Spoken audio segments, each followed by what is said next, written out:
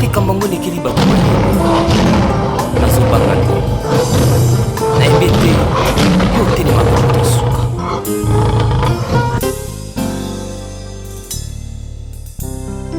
Motema na nga zwa kimia po oyo ndimela ye nde nzambe ya solo akovandisa mipepe mpe bambonge nyonso ya bomoi na yo kimia ya kopesa yo yano na mituna na yo.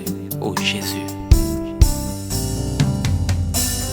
ata maladi linga nzoto, ata balobi nakomi na suka, ata minganga basili mayele nakobanga te.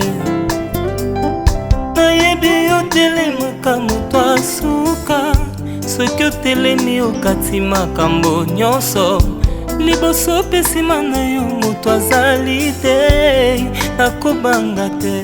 Oh Yesu, Yesu. Merci, c'est bien préparé, franchement. C'est vrai, je l'ai fait pour toi. Ah, merci. Je me suis dit donc on doit avoir chaque fois pour collecter. Ah bon? Oui. Mais avec plaisir. Tu seras la bienvenue. Ah, c'est que tu aimes beaucoup le poisson? J'aime les poissons, mais façon on doit l'embellir. Ah, mais je vais t'étonner, tu sais quoi? C'est Jordan qui m'a donné cette recette. Alia Kango une fois, ce qui est pas ma camarade, maman voilà, j'ai mangé. À tout qui maman et camarade, comment on pouvait préparer ça? Comment on lamba? On peut parler, non? Oui, maman. C'est bon. Ok. On va parler entre filles ou bien entre femmes? Qui prend l'âge de l'autre? Ah, maman, je ne peux pas prendre votre âge. Ah bon? Bon, moi je prends ton âge parce que il faudrait que nous parlions sans tabou. D'accord, maman. Promis? Tu es là pour ça. Ok. Bellevue. Oui, maman. Premièrement, tu vas me permettre d'être vraiment sincère. Hein? Parce que tu as formé foyer, famille ensemble, il ne faudrait pas que tu vives dans l'hypocrisie. Je suis vraiment flatté du fond de mon cœur de constater que tu vis sans complexe. Tu es arrivé pour entrer dans la maison, tu n'as pas hésité de laisser... comment on appelle ça? Chaise roulante. Ah, ta chaise, oui. Et donc, tu t'es mise par terre, tu as rampé. Et puis, ça m'a beaucoup frappé. Merci, maman. C'est ça qui a fait que... permets-moi. Je suis tombée sous ton charme. Au fait, j'ai vu ce que Jordan avait vu. Cette humilité, cette personne ouverte, cette personne qui ne se sent pas complexée. Ça, vraiment, pour ça, coup de chapeau. Merci, maman. Je suis flattée. Et en plus, le fait que tu parles de toi, non, mais tu es une grande dame. Et j'en suis fière. J'en suis vraiment fière. Parce que je me dis, au moins, j'ai réussi. Il y a pour éduquer moi jusqu'à l'âge adulte. Il ne s'est pas donné la bloc à pamba pamba. Et voilà qu'il va m'honorer. Il y a une femme instruite d'abord. Une femme qui a non seulement le côté féminin, mais aussi la tête et l'engagement dans la vie. C'est ça, Bellevue. C'est ça. Vraiment, je ne suis pas là en train de te mais je suis en train de te dire ce qui me pousse, il y a quoi accepter. Et aussi, permets-moi, j'avais dit, on parle sans tabou. Quand je discute avec toi, je ne me vois pas en face d'une personne vivant avec handicap. Tu te fous de ton handicap. Mais je me dis, quel courage. Peut-être que moi, à ta place, je n'y arriverai pas. Mais tu es à l'aise? Non, non. Vraiment. Écoute. J'ai une petite question.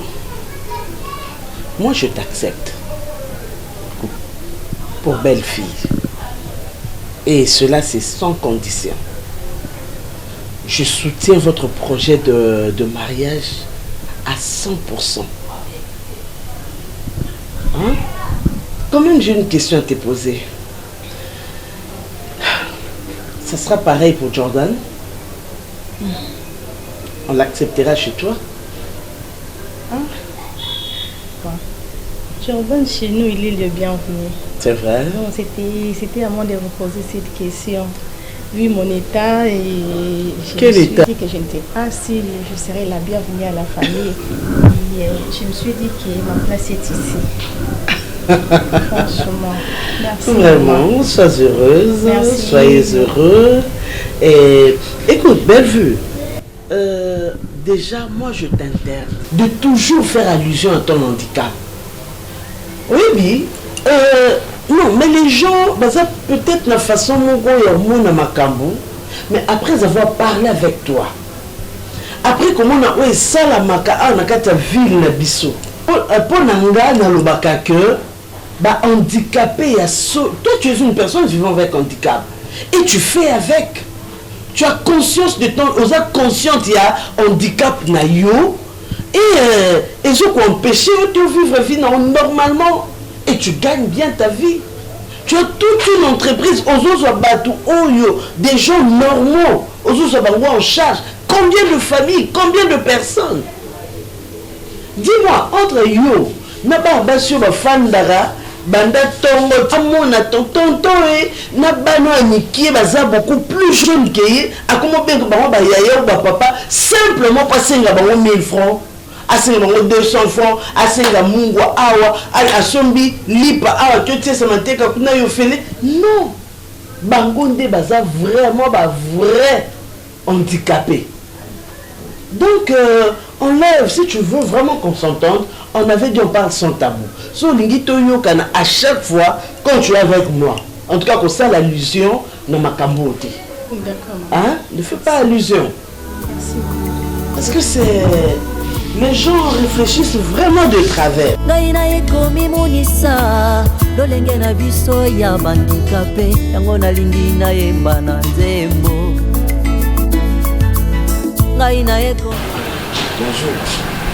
Je pense que le tout a mardi. Même les musulmans, parce qu'on va vendredi. Donc, à combien plus fort que les autres chrétiens. Donc, le tout a mardi. Toi, tu as dit. Maman, excusez-moi. Nazuluka tinde ndaku ya monsieur Alain. Pona? Parce que ndeko na ngai a benga kinga bisinga papa a ebisaki asenga na leka alors apesa une adresse oyo. Alors na ebité sur naza sur la bonne adresse ou pas. Nazuluka ndaku ya monsieur Alain. OK. Dans un yo d'Acosta Coca. Ah. Eh, akomi. Yo maman. Ah, papa oye. Bonjour maman. Ça me bonne. Qui m'est allé maman? Papa déplacé moi mke kozela iti kini boite. Kamte maman. Eh, etumba papa yango voiture ngo ya bino kokota nini nda ko porte mke boite. Eh maman likamte nakitala na ngai. Nakitala na ngai. Ça ça ndeko na yo kitaka si bon voiture yango tia boye yo kota na kati. Eh, ametu mfati. Eh. Wana foka na evident pas papa. C'est comme papa. Papa. Maman. Yonde kozwa koyiba héritage ya mwana na ngai. Ah maman. Yonde ozoyiya na intention okabulanga na tata na yo ozongisa mama na yo bongo biloko oyo ya mwana na ngai eza finiki ekoma ya yo. Te maman. Te na tuni yo te. Ngai mafunani. Te na tuni yo. Ndeko na mwasi mutobati. Ya za ndeko na yo te. Yo moni loboko ne za boye. To moni yako ya boye. Yanga babotama mobimba. Yanga baza bato bilembo te. Yanga baza bato bilembo te. Yo moni nga na boti bana bilembo na tuni yo. lokola yo oza mutu na tembe oye kolakisa ke biloko oyo ezali ya ngai ndako ezali ya ngai lelo nakobelisa yo mobimba gelanga ma ya moto wana Mama, univumie mama. Lelo kobela mobimba. Mama, univumie mama. Osakana ngate? Na kolongo yo pe kola makaibo tema kisangana ngo siko uti bubu. Mama, univumie mama. Ngana naemba ki. Ndikumia ngande kona yo? Ndiku yanga ngande kona yo? Na audio limbisa ngai. Yondo lo tia yondo ni ndobo okota mama na ndako. Ngama na tinaki mama na abota ndo bakikata. Mama. Yoko kene bichi toke na kosenga mbo. Okoke na bichi toke wa sabana kosenga mbo. Na tu yala ngama moto lelo kobela mobimba. Mama, limbisa ngama mama. Pabish. Sime na ngama moto na lelo kobela mobimba. Mama limbisa ngama. Lelo kobela nde mobimba na yo. Mama. Okobela mobimba na yo. Lelo na kolamba yo mobimba na yo. C'est quoi ça? C'est quoi ça? Papa. C'est là, c'est quoi ça? Papa. C'est quoi ça? Papa. C'est là, regarde-moi. Qu'est-ce que tu veux faire? Hein? C'est là. Et il y a sur la tu fais ça? Hein? Yo moto baki na ya awa. Mishi kufata kitu, mimi nafika tu hapa. Ndio mama anasema hata kufika. Mimi kufata kitu papa. Aniache tu mimi niende. Aniache tu niende. Viens, ne pars pas mon fils. Viens, viens mon fils. Mimi nafika tu hapa ndio mama anasema mimi ataiba.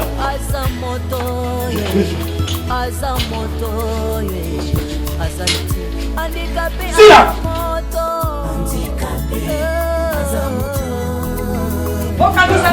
Je vais te faire arrêter. Là, mon gars, il salaud. Ok? C'est là. Donc tu ne peux pas maltraiter mon fils comme ça. Je vais te faire arrêter. Je te dis ça. Je vais te faire arrêter. Je vais te faire arrêter. Voilà. Viens, c'est fini. Viens. Ça c'est ta maison, ok? Ok, n'est pas une autre. Viens mon fils. Maman, tanilunguza baba. Viens. Uniache tu hapa tanilunguza kule. Atanilunguza mimi na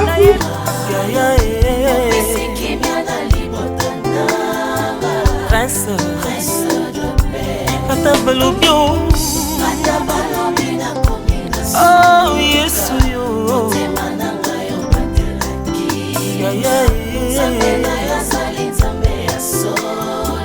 Kubanga.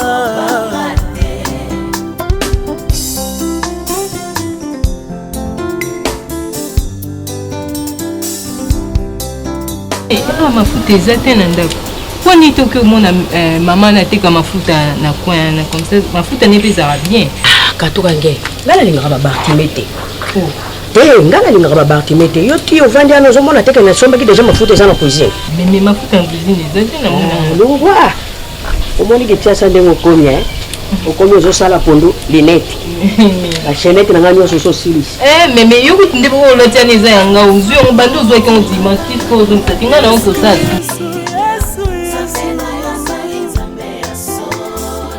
kubanga. Oh Yesu. mafuta yango palme d'or bartime yango oyo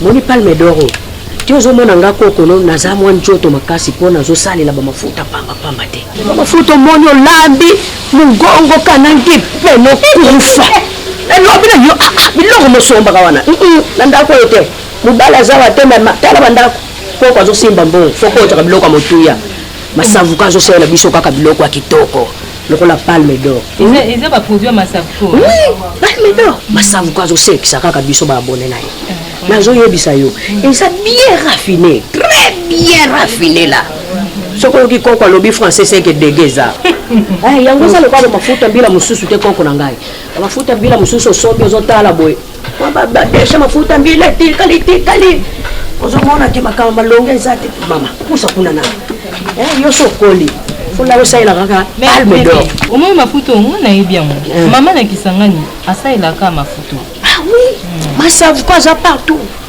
donc yango eza mingi mpona balegime oyebi legime ata obwaki mwanda akala te bika kwana otie kaka palme d'or d'accord bika palme d'or te nazalaka très à l'aise nango tika biloko wana olambelaki nga wana ya kosalaka nga mongongo pasi tika nakufa liwa na nga moko olokende kosombelaka nga biloko ezanga ntina palme d'or kandi osombi bengai koluka mafuta ebamba kandi emonana eza bien bo likolo yango na yango kaka bosololaki na Jules tosolola ye mama fozalaka propre mwasi soki azolamba propre oyebi nga ekoma te koko azotanga mal à l'aise propre mpe ezala na biloko ya bien ngaso nasilisi antuka ifo nakende oke basanga suki suki nde bebi fo ozala propre fo suki ezala propre koko ayambaka bato pambapamba te fo suki ezalaka propre modo sengo naza nango mwa sourire mwa sabongi na sourire yoza kaka wana menga na menga kulela nakola kitoko te koko jana ngai tala ngai ntango nazalaka kolanda te ndenge naza kotremble bo ngai nazalaki mwasi mwasi emonanaka malala nano nakolwa ngo mpenza mwa mwane te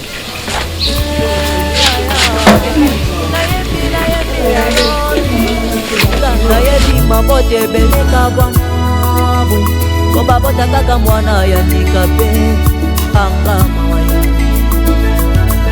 ngai nayebi mabote ebele lelo epanzana ko babota kaka mwana yandika mpe kwepuna ninyo ye toza bato lelo tosala nini po biso tokoma boye yango pasio ça va maintenant na futi ba facture nyonso tout na na pesi na mbongo garantie na bata nyonso sala awa mais Ursule na so na médecin ayebisanga ke malade noza malade à 4 donc comment ça ba gastrite ba estomac ozokanisa nini eza maladie te yabi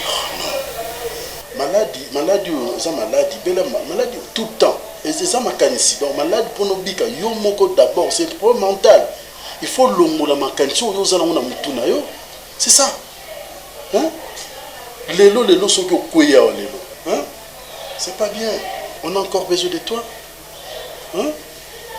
tu vas manger quelque chose non j'ai pas faim merci yango ba caprice no akala otika te tu ne changes pas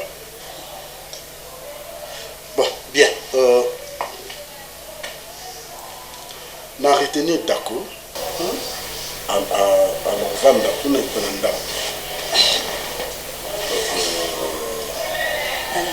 l'état où d'accord azali parce que normalement na musala osala te l'état où yazali azwa soin na ote donc s'il y a moyen ya koluka kubenga membre ya famille na moko à s'occuper na awa allez membre famille to ngala pe c'est mon fils d'accord ça ndeza membre famille nanga s'il te plaît kolinga to longola ngel loko epesa ngesenga motema nanga s'il te plaît yende garde malade nanga yende camarade nanga yende confident nanga quand tu me dis que aurait donné d'accord avant de pas na yo pour passer nanga moi nanga ni au niveau séparer nanga moi nanga pourquoi allez s'il te plaît so yo moi nanga sa place un cop na kufa sur place mais c'est mon fils je n'en disconviens pas n'oublie pas que c'est moi qui l'ai élevé. Ok, c'est bien. C'est moi qui l'ai élevé. Tu es malade, tu discuter pour la moine, ok? Au beaucoup de moine, on a je sais. Mais moment oyo, on a peine la responsabilité en tant que père. Ok? N'a rien maintenant côté ça d'accord moi. C'est mon fils. Dis-moi après combien de temps? Okay, c'est pas encore trop tard. Allez. C'est pas encore trop tard. Laisse mon fils tranquille. Sur ce point-là, tu es canate. Ok? C'est vrai, tu es d'accord, à Otika les pananga. À Otika la couleur, s'il te plaît. À Otika la thé. Alors, il y a moi, on pas non. Volcan, moi, je suis dans un d'accord. Yoko kakae. Yoko kakae, il s'en arrête. Comme ça, la illusion, la imagination, mais c'est contraire. Je m'excuse. Si là, Ayambi d'Acosta, tu ne peux pas imaginer. Ayambi est très bien. D'accord, Aza à l'aise, na toi, il y a papa naïe. Côté on a qu'on s'est dérangé. Qu'on s'est dérangé. D'accord, Aza à l'aise. Hein? Je te dis. Calme-toi, Yossé. Je vais me calmer comment? Calme-toi. Je vais me calmer comment? D'accord, Arosala, Aza à l'aise, Ananda kuna yi, Ananda kuna bango. Il n'y a pas un problème. C'est mon fils. Je sais. Et il y a beaucoup de gens.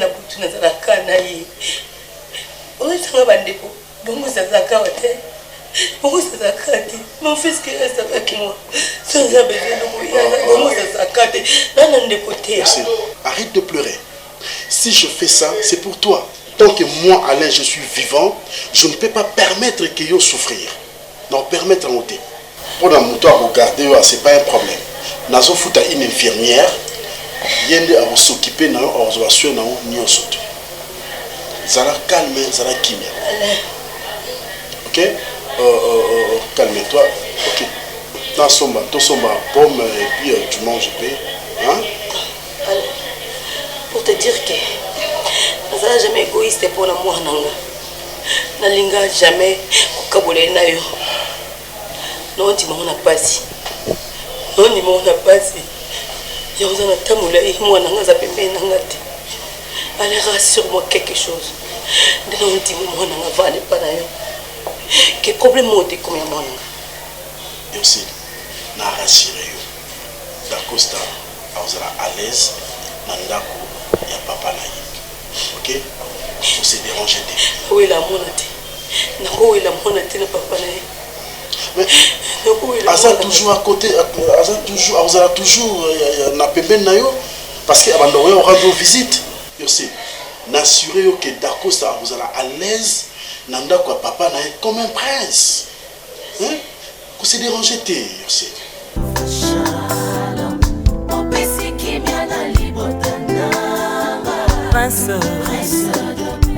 Ata balobi Yesu yo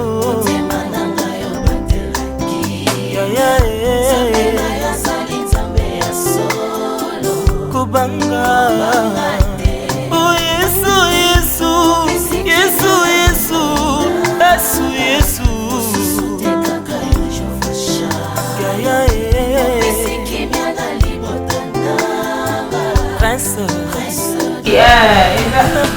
c'est que vous avez combo, salon qui vient la princesse. Ah, ok. Vous avez non, tous les jours ouvert. Tous les jours chaque jour. Du lundi au dimanche, vous avez toujours ouvert. Au niveau de vous, est-ce que vous avez expliqué bien? Oui, au moins quand nous avons la victoire, nous avons la victoire, aujourd'hui Capella. Donc, on est kaka yolo médical qui est au poussé métier. Avant que tu comme Capella, on est kaka yolo médical qui est. Dans la famille, on a un gauche, au moins la casse à Céline la princesse. Juste à 100 mètres de yolo médical, donc, il est une drogue qui est vers Capella. D'accord, ok. Madame, non, c'est là-haut. Ok. Oh, Yesu, Yesu.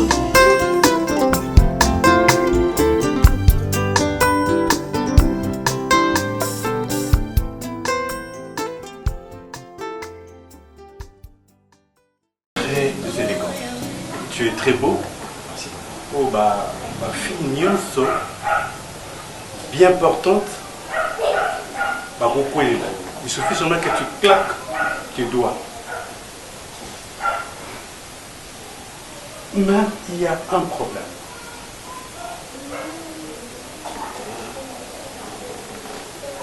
Je ne veux pas que ma fille a faire souffrir Yo. Ma fille, elle est ce qu'elle est. Je ne pense pas qu'elle pourra combler tous tes besoins. Vous savez, votre génération, vous en avez posé et belé. Vous avez besoin de filles qui sont stémailles, vous avez besoin de filles qui vous apportent une certaine joie dans vos cœurs. Ben, je ne pense pas que tu trouveras cette joie, ma fille. Non, je ne pense pas. Ça, je ne pense pas. Tu apparais très intelligent, surtout dans ma génération Nabino. Non, ma fille attend mon rakate. Elle est handicapée. Elle rampe. Peut-être que tu la vois seulement sur sa chaise roulante, mais à la maison, elle rampe. À la maison, et c'est ces tableaux-là que tu verras tous les jours quand tu es. Est-ce que tu peux accepter quelqu'un, une fille qui ne t'apporte pas le bonheur, la joie comme tu veux? Parce que tu as besoin, mais c'est toujours prête, tu as besoin que tes habits soient toujours propres. Et peut-être comme elle est là, vous êtes un peu lente, dans un mouvement, non, non, non, non. Jeune homme, Bolingi, Lokum, Bolingi, ok, fête, Moko Boye, et tu es là avec une très belle femme qui te tient compagnie, mais toi, on te verra un architecte de ton espèce, un architecte qui est connu comme Navarra, il y a Siméon Moussindon, on te voit là avec une femme en train de sur une chaise roulante. Non, non. La vie, et ça, ne va surprise et bien. Je ne veux pas que demain, au baillé, je ne veux pas que demain, qu'elle ne te comble pas, besoin de mieux choses pour ça. Je vais te proposer une autre chose, une autre fille. Une fille très belle, en tout cas, qui pourra combler à tous tes désirs. Une fille qui pourra te tenir compagnie ou regretter tes Kozalanaï. Parce que ma fille, en tout cas, je te déconseille. Mon ami. Tu sais, ne t'en fais pas pour elle. Elle va comprendre. Moi-même, je veux la conscientiser. Je dis, voilà, ce n'est pas la fin du monde. Avec le temps, même si toi, tu bouillais, elle est habituée à choc bongo. Mais moi, je vais t'aider à qu'elle comprenne que voilà, tu n'es pas un homme de son espèce. Et ça va passer. Est-ce que je me suis bien fait comprendre? Oui, papa, parfaitement, oui. Je vous ai bien compris. Papa, excusez-moi, ce n'est pas comme si c'était une contradiction à ce que vous venez de me dire tout à l'heure. Mais papa, entre moi et Belle-Vie, d'abord c'est l'amour avant tout. Et l'amour au vrai sens du mot. L'amour qui supporte tout, papa. Moi et Belle-Vie, je pense que tant on a mon Belle-Vie, oui, on a mon Belle-Vie a handicapé. Et puis on a aucun sonité à Tamboulana Belle-Vie, tout à l'heure devant les amis. Na Tamboulana Belle-Vie, na chaise roulante, moi ça me dérange pas du tout, papa. Et on dérange pas l'autre côté. On a Belle-Vie, comme ça, on s'aime comme ça. Et nous croyons à notre amour. On s'aime vraiment, moi et Belle-Vie. Belle-Vie n'a pas moi ça me dérange pas du tout. Dans la Belle-Vie place, je ne me sentirai pas gêné. Yango, c'est la raison pour laquelle nous sommes proposés. Totoza décidé plutôt papa toya liboso na bino famille. Liboso ya Nzambe donc na église to que de liboso à l'état et puis pour accompagner lui sur le processus sur la nyoso papa. Mais tu sais que le mariage c'est pour les meilleurs et pour les pires. Le mariage c'est pour la vie. Oui papa. La belle vie que tu vois maintenant là, c'est pas celle que tu verras demain. Le mariage c'est à la maison. Plus tard, il faudra que tu assumes les conséquences, mon ami. Hein, bon. Je ne sais pas, l'amour, oui, l'amour, mais l'amour est là parce qu'il y a aussi certaines attirances physiques. Il ne faut pas confondre l'amour et les plaisirs, ou bien le désir, non. L'amour pur, là, c'est que, comme tu dis, moi je me demande si réellement c'est ça.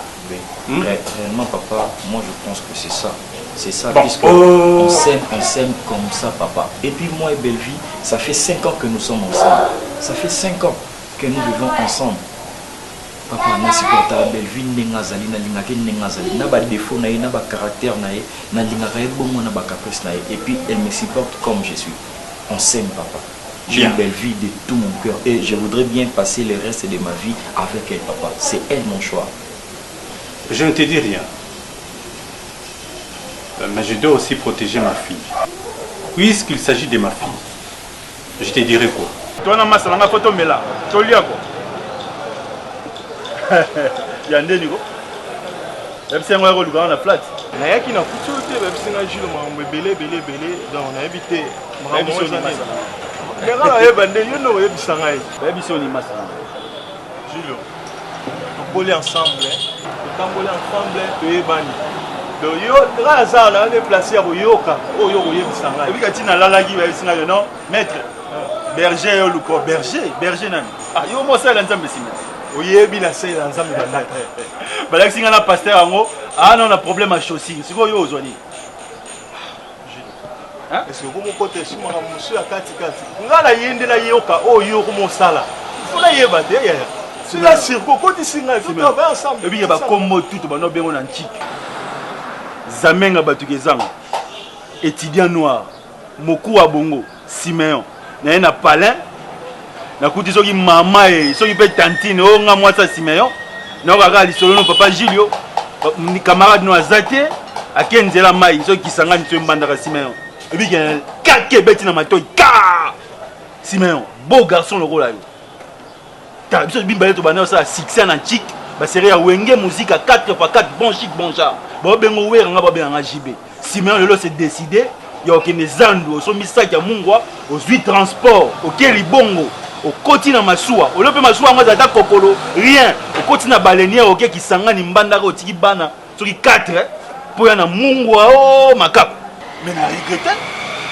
Siméon vie eza na Kinshasa yoka nti bobenganga maître nga mata campus ta na yebela ko vivre na Kin Siméon ebike nga na Kin na vivre mieux et très bien Siméon on a tellement makamno na temple na biteo wa masa nga fona idée nga ba yebisinga makamno fort ebika yo tio zano na bali en famille yo ndo zano on a bali en famille na bo pesa makamno mutu Siméon nga mo fona lamba yo po yo masa na nga comprendre yo ndo zano za patron mozo miye bate Siméon yo fonga na lamba yo oye pana na palais na flat olali 2 jours nga mona kato suki ana na lekisi on a tapis rouge au moins on a makambo ça ebi ngane na bona mo tinga na photo nga donc ole mutana na 5000 6000 dollars ngaka 2500 dollars na photo passeport nga no joyer na lambier na sukole na sang na huile d'olive na tige allumette au matin na njili ya wa aéroport njili tia komi za vingtaine na komi Belgique muto tunele ko ato mona pe 2 jours ko benga na ko mo so polo ebi ngana massa ba député ba sénateur yo quand si ti oyaki na flat ba biso ke na kepa du peuple copine ça na pa du peuple nga na pesa ba sénateur ba député ba deuxième femme ba troisième femme là ana tana pe ba petit ba za ba basi na nga mona liaka ba Julio comprendre ne obi ngani na zawa nga teka ba jouer nga na teka ba jouer nga na to teka meshak o juste non jusqu'à présent na lukana yeba pop nini yo zana ngo taleli penda mandoki boy donc olobi belé Julio mais na lobi belé pour yoka mon frère yoka Julio na beti libanda 6 mois na ba province na yo zonga Julio na rase na okuto tiki kopo yo ya bovandisa ba masanga o mesa basanga Julio mon frère oti libanda la province oti na oti na mbokani mais là oti mbanda ka mon frère oti mbanda ko nani oti na makaku yo kasi makaku wana ça dépense ne comment ya okengi dila la poche mon ngala bengi ci na bengi wa na bengi otomela na les songulu na lingeli yo mwasi na futeli yo chambre et puis kota si on appelle sur moi 20 mois 30 ozo yana mwasi yo bon maman marocain si on vivre yo moi ça on va ne choba drink to la melade ya boka la kamoti au changea si même vie musu ya azate à part vie pardon yoka pardon Julio Julio ta Siméon idée na ngai zaiki na okuta yo to vandi to tongi vie mon frère to coller ensemble to yebani très bien na uti libanda capitaine na zongi Julio na komi parler na kuta garantie tout évident qui na renforcer garantie à parler na seli bana na rentrée scolaire na pesi madame là akota marché si ko pona yo pour nous responsable na vie faut que ça ni on est responsable bota bana 4 5 tende yo boti responsable bota bana moko responsable la na base réseau nyo surtout na téléphone na yi responsable là na flat responsable là na appartement mais on fout dans studio on peut voir ici mais si mais zéro ta pèse toliangulu pesa toi obiga makamunyo so ebisinga ya ba ça trop bien so ki osadi moi mkeme na gangeli so ba petit frère na gangeli tala moni lelo moi sinon celui là o a bassin na pe bassin na lo chambre awa te to là na appartement na bomba ça te na o sepla makamuyo ça responsable là na flag karaté yo na ka Mais la casse d'abord na foyer na ngai n'importe quoi. Ndenge abo so mo. Ozo na balia ma casse ya famille. On a tu vois. Sasa on lega moto na moni ofanja na kiti. Okiti awe zari. On a moni ochilonga na opengo na téléphone. Soit qui tu vas fanda. Na obligé ya mon téléphone. Téléphone za tata na hota. Téléphone na za tata na hota. Ni encore na na bino. Oh, donc place na vandi na mena na kamana na faut quitter wana. Eza azari. Qui tu wana to sola calme. Ko permettre ma musu na vie. Azari. Hein? Te ah oh ya wana na benjo. Hein? Et puis on peut bien te ngana za obligé ya mon téléphone. Donc on a linga to na nzela na bocho mona ça faut na partout. Yo tout là. Ba se belo ba mona ba tika ba na bana 4 5 ba ko lete ka yo. Pourquoi on va monter en mal les amis? Hein? Liba betoni. Mais quand non, yo, liba betoni. Liba betoni. On sait pourquoi? Ngana kama ngana kama oh, zaka. Ngana kama non. On sait pourquoi yo. Maman ça appelle que bongina yo. Longa. Tiens bien walinga ngulu obaki o tete fe nota la macha. Ti 23h na zonga palente. Yo ngana lipo. Yo lipo ma. Oya yo lisu muka po yo kwa yo monyo na ba. Bango taliota.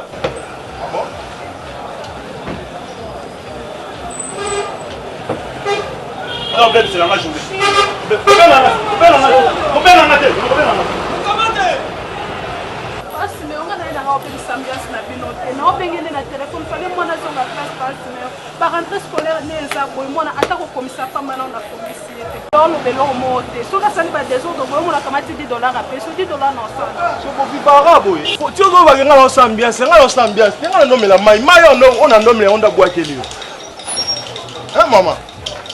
So izaka boy c'est mieux tika na yo.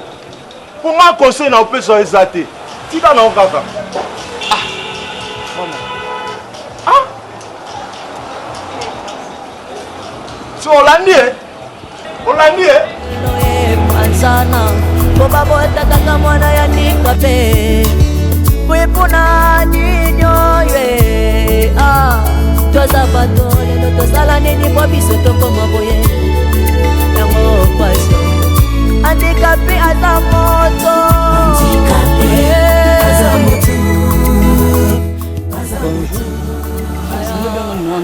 On a pas de fièvre. La fièvre, on va continuer. On a mon niveau à Chimène.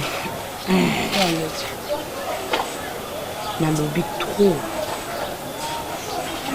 Ezala ndeko nanga. Ezala fana yo onsine. Na ebité bino na ebité na loba na forme nini. Parce qu'on doit y bo so kutenga na zati. To poso a sur les appels au fond on a biso to kuta ke to longwa pour to payer bino adresse te. On va osuka nde. Tiens. Chimène.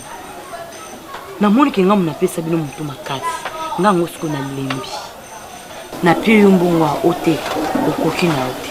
Omoni chance o na opesa yo. Eza chance ya suka. Soko bongisi na ote. En tout cas na mona ni yo ni mobali no supate. Yaka lobi na tongo na ke otiko na parfumerie na nga. Pourquoi ba garçon baza kuna na moment mikolo mobulu eza kuna na ba qualité na ba mbongo mususu ezo mona na te. Na pesi yo confiance lokwa semeki na nga. Non ke zongo lokwa musala. Po musala na ba no futa yo yango ko aider yo osoma pantalon o doit charge ya bana na yo. Note ke ozongo te aza semeki na nga o nyonso na ko sala aloba na ngelo te. Soko baby si en tout cas na ebité. Na bibi c'est pas ni ya le c'est que ils na mwana bibi c'est pas ni. Eza kama matraitement ngwana ndi makile silaki. Ils étaient qu'à utiliser bien c'est une bonne idée. Problème exact. Et c'est yo mais ça vraiment mwana libele vraiment normalement. Bango aboya na bango. Yangwana mwana ba obela tende. Ata soki libele kuta boye c'est que ata kokende ko sabana ba vaccin okenda na opete. Biso basi toyeba te. Tokoma kana ba prestige kaka tsanga mutuna makote loko afuya na melisa mwana ne miliki. Ngapela melisa mwana nga miliki. Ndoka nde libele. Tanka mwana zo bota libelo liboso o mwana mela. Yango nde batela anticorps mwana, yango nde batela mwana moyezo ba maladie ya pamba ezati.